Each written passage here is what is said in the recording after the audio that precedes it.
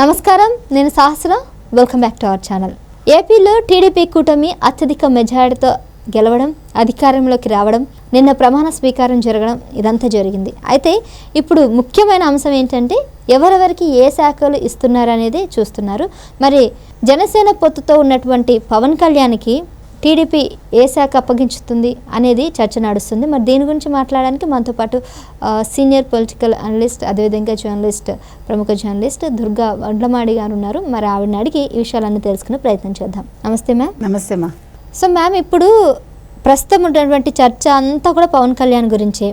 పవన్కి power వచ్చింది, మరి deputy CM అవుతారా, హోమ్ మినిస్టర్ అవుతారా, అసలు ఏ శాఖలు అప్పగిస్తారు అనే చర్చ అయితే నడుస్తుంది.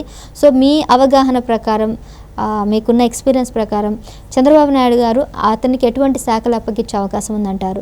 అంటే ఇప్పుడు ఫస్ట్ చంద్రబాబు నాయుడు గారు నిన్న ఎందుకు శాఖలు కేటాయించలేదు, నిన్న ఎందుకు సంతకాల మీద సైన్ చేయలేదు అని చాలామంది అడుగుతున్నారు. ముఖ్యంగా సాక్షిలో కూడా దీని మీద డిస్కషన్ నడిచింది.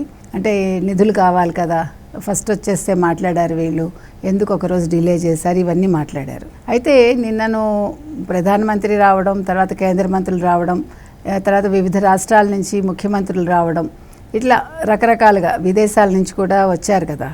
దానివల్ల నిన్న టైం సరిపోక ఆయన, అందులో ముఖ్యంగా వెంకటేశ్వర స్వామి వారి కులదైవం కాబట్టి నారా చంద్రబాబు నాయుడు గారి కుటుంబానికి ఆయన తిరుమల వెళ్ళి వచ్చాక ఇవాళ సాయంకాలం 4:41 ఆయన ముఖ్యమంత్రి ఛాంబర్లో ప్రవేశించి అప్పుడు మొదటి ఫైల్ మీద సంతకం పెడతారు, మెగా డిఎస్సి మీద. సో ఈ నేపథ్యంలో ఇవాళ ఈ శాఖలన్నీ ఎవరెవరికి ఏమిటి కేటాయిస్తున్నారనేది ఆయన ప్రకటిస్తారు. ఆల్రెడీ దాని మీద కసరత్తు నిన్న అయిపోయి ఉంటుంది, దాన్ని లాంఛనంగా ఇవాళ ప్రకటిస్తారనమాట. అయితే జనసేన ఈరోజు టీడీపీ, జనసేన, బీజేపీ కలిసికట్టుగా ఉన్నాయి అంటే అందులో చంద్రబాబు గారి కృషి ఎంత ఉందో దానికి మించి మన పవన్ కళ్యాణ్ గారిది ఉంది. ఆ విషయం అందరూ ఒప్పుకున్న విషయమే, చంద్రబాబు నాయుడు గారే చెప్పారు అది. కాబట్టి జనసేనకి ప్రాముఖ్యత తప్పకుండా ఉంటుంది.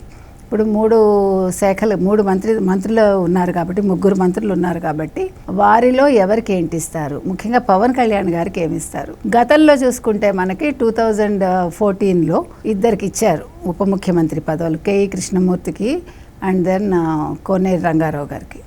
అయితే దానివల్ల పెద్ద ప్రయోజనం ఉందా అంటే అది ఓకే, అప్పుడు అయిపోయింది అంతే. Jaganmohan Reddy SC, ST, BC, minority అనుకుంటూ 5గురికి ఇచ్చాడు ఆయన. కానీ వాళ్ళ ఆ శాఖ వల్ల ప్రయోజనం రాలేదు, వాళ్ళకి ఉప ముఖ్యమంత్రి పదవి వల్ల ఏమీ పెద్ద ప్రయోజనం అనుకోరలేదు, అంటే వాళ్ళు ఏం పని చేయలేదు కాబట్టి. అయితే పవన్ కళ్యాణ్కి అలా కాదు. ఇప్పుడు చంద్రబాబు నాయుడు గారు ఏమంటున్నారంటే ఆయన మొన్న కుర్చీ కూడా తీయించేశారు, స్పెషల్ కుర్చీ వేస్తే వద్దు అని. అంటే సమాన స్థాయి మాది అని చెప్పేదానికి ఆయన ఆ పని చేశారు.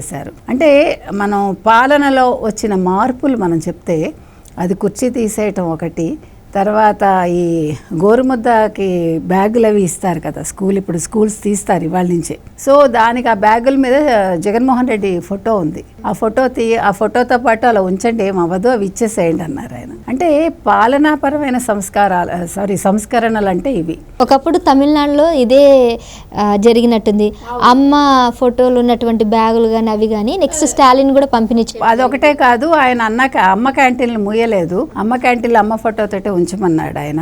అంటే అది ఎందుకు వస్తుందంటే అది మీకు రాజకీయ పరిపక్వత. అది అంటే రాజకీయ అనుభవం వచ్చే కొద్దీ మనకి మనుషులకి విలువ కంట సంస్కరణలకు విలువ ఎక్కువ ఇవ్వాలి. ప్రజలకు ఏం కావాలి, మనం ప్రజాధనం దుర్వినియోగం చేయకూడదు, ఇట్లాంటి వాటి మీద అవగాహన ఉండే రాజకీయ నాయకుడు అయితే పని చేస్తాడు. జగన్మోహన్ రెడ్డి లాగా చెయ్యరు కదా, అన్న క్యాంటీన్లు ముహించేసి తర్వాత హడ్కో ఇల్లు ఇవ్వకుండా అలా వాటిని పాడుపెట్టేసి ఎవరికి నష్టం. నువ్వు పేర్లు మార్చి ఇచ్చుంటే నువ్వు ఈరోజు ఇంకా చక్కగా మంచిగా గెలిచుంటేవాడు. మేము అంటే మనకి తెలియాలి, అది చెప్పేవాళ్ళు ఉండాలి. 40 మంది సలహాదారులు ఉన్నారు కానీ ఆయనకి సరైన సలహా ఇచ్చిన వాడు లేడు, ఆయన ఎవరి సలహా తీసుకున్నాడో లేదో మనకు తెలియదు. ఇకపోతే ఇక్కడికి వస్తే మనకి పవన్ కళ్యాణ్ విషయానికి వస్తే ఉప ముఖ్యమంత్రి పదవి అయితే ఇస్తున్నారు. తర్వాత పంచాయతీరాజ్, గ్రామీణాభివృద్ధి, అటవీ, పర్యావరణం అవి ఇచ్చే అవకాశం ఉందని అంటున్నారు. మీరు చెప్పినట్టుగా హోంశాఖ ఇస్తారని మాటలు వచ్చాయి కానీ ఆయనకి ఎక్కువ ఇష్టమైనది ఏంటంటే పర్యావరణం కావచ్చు, లేదు వ్యవసాయం ఒకటి వారికి ఇష్టం. ఆయనకి గ్రామీణ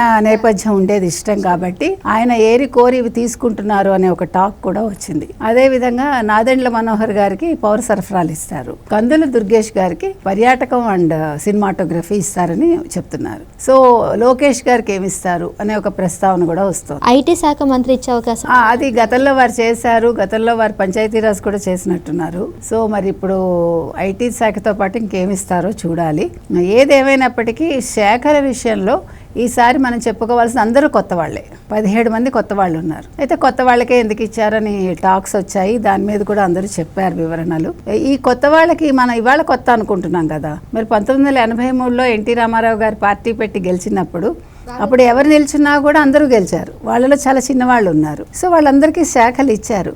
అప్పుడు వాళ్ళు కొత్త వాళ్ళు, తర్వాత అనుభవంతో వాళ్ళు సీనియర్స్ అయ్యారు. ఇప్పుడు వీళ్ళు కూడా అంతే అనుభవంతో సీనియర్స్ అవుతారు, అంతే కదా. ఇప్పుడు ఇచ్చిన వాళ్ళలో ఒక బుచ్చయ్య చౌదరి గారికి ఇంతవరకు మంత్రి పదవి ఇవ్వలేదు కాబట్టి మరి వారికి ఏం చేస్తారో తెలియదు మనకి. అదర్వైజ్ మిగతా వాళ్ళందరూ మంత్రులుగా చేసిన వాళ్ళే, వాళ్ళ సలహాలు సూచనలు వీళ్ళందరికీ అందించవచ్చు కూడా. అంటే సక్రమమైన ఒక చక్కటి విధానంతో ఎవరెవరికి ఏ శాఖలు ఇవ్వాలో చంద్రబాబు నాయుడు గారికి తెలుసు కాబట్టి ఆ రకంగా ఇవాళ ప్రకటించే అవకాశం అయితే ఉంది. సో మొత్తానికైతే అంటే 10 ఏళ్ల కళ పవన్ కళ్యాణ్ది, అంటే పవన్ కళ్యాణ్ది అనకూడదు, ఆయన అభిమానులు అందరూ కూడా ఎదురు చూస్తున్న సందర్భం అనమాట. సో మొత్తానికైతే ఇద్దరు కంపల్సరీ అయితే డిప్యూటీ సీఎం అయితే అవుతారు, అది సార్. ఇంకా హోంశాఖ అనేది మాత్రం సస్పెన్స్లో ఉంది. ఏదేమైనా కష్టపడ్డారు ఆయన, మాటలు పడ్డారు, అన్ని రకాలుగా అవమానాలు ఎదుర్కొని పడి లేచాడు ఆయన. లేచి తను ఏంటో ప్రూవ్ చేసుకున్నాడు కాబట్టి పవన్ కళ్యాణ్కి ఏమిచ్చినా ఆయన తీసుకుంటాడు. ఇంకొకటి, నిన్న వాళ్ళందరూ ఒకటే మాట మాట్లాడారు, మనకు అధికారం ఇవ్వలేదు, వాళ్ళు సంక్షేమం కోరుకుంటున్నారు మన నుంచి, అంటే అభివృద్ధి కోరుకుంటున్నారు. అవును, మనం ప్రజారంజకంగా పాలించాలి, మీరందరూ కూడా రిలాక్స్ అవ్వకండి. వైసీపీ ఓడిపోవడం గుణపాఠమే నిజానికి, ఎవరికి మన అధికారంలో ఉన్న ప్రభుత్వాన్ని కూడా. అంటే అలాగని ఎప్పుడు కూడా తెలుగుదేశం ఎగిరెగిరి ఎప్పుడు పడలేదండి. కాకపోతే ప్రజలు ఏంటంటే ఒక ఛాన్స్ అనుకుని జగన్మోహన్ రెడ్డికి ఇచ్చారు. సరే తప్పో ఒప్పో ఒక పని అయిపోయింది, అంతే అనుభవించారు. కాబట్టి ఇప్పుడు ఆ గుణపాఠంతో చూసారన్న తిరుమలలో, అందుకే చంద్రబాబు నాయుడు గారికి ఎలాంటి ఒక స్వాగతం లభించిందో, ఎక్కడ చూసినా బాబు బాబు అంటే అరిచారు ఆయన, చాలా గ్రాండ్ గా స్వాగతం పలికారు. అంటే విలువ తెలిసింది. ఇప్పుడు మనకు ఒక చెడు ఉంటేనే ఒక మంచి విలువ తెలుస్తుంది. అంతవరకు బాబు గారిని ఎవరు పెద్ద అంటే కేర్ చేయలేదు, ఆయన అనుభవాన్ని ఎవరు పెద్ద పట్టించుకోలేదు. ఆయన ఇన్ని చేశారు, అనుభవించారు అందరూ, కానీ దాని విలువ మాత్రం ఇప్పుడు బాగా తెలిసింది జగన్మోహన్ రెడ్డి పరిపాలన వల్ల. ఒక ఛాన్స్ ఇచ్చిన అతని పరిపాలన చూసి అనుభవజ్ఞునైనటువంటి చంద్రబాబు నాయుడు విలువ ఇప్పుడు అందరికి బాగా అర్థమయ్యి నెక్స్ట్ టైం రిపీట్ చేయరు. బాబు గారికి కూడా మంచిదే, ఎందుకంటే బాబు గారు ఏమి ఆశించలేదు, ఆయన పని చేసుకుంటూ వెళ్ళిపోతారు. అందుకని ఆయనేమి దేనికి ఆయన పొంగిపోరు కుంగిపోరు కాబట్టి ఇది పెద్ద విషయం కాదు. కానీ చూసే వాళ్ళకి అనిపిస్తుంది కదా, చూసారా మనుషుల మనస్తత్వాలని, అంటే వాళ్ళకి ఆ కష్టం వచ్చేసరికి ఈయన గుర్తుకొచ్చారు ప్రజలకి. కాబట్టి ఇవాళ సంతకాలు కూడా చేస్తారు కదా, చూద్దాం సాయంకాలం ఏమవుతుందో, ఎవరెవరికి ఏ శాఖలు వస్తాయో. ఎనీవే అందరూ బాగా చేస్తారని ఆశిద్దాం. తెలుగుదేశం మళ్ళీ ఇంకొక టర్మ్ రావాలని కోరుకుందాం. తప్పకుండా మ్యామ్, థ్యాంక్ యూ.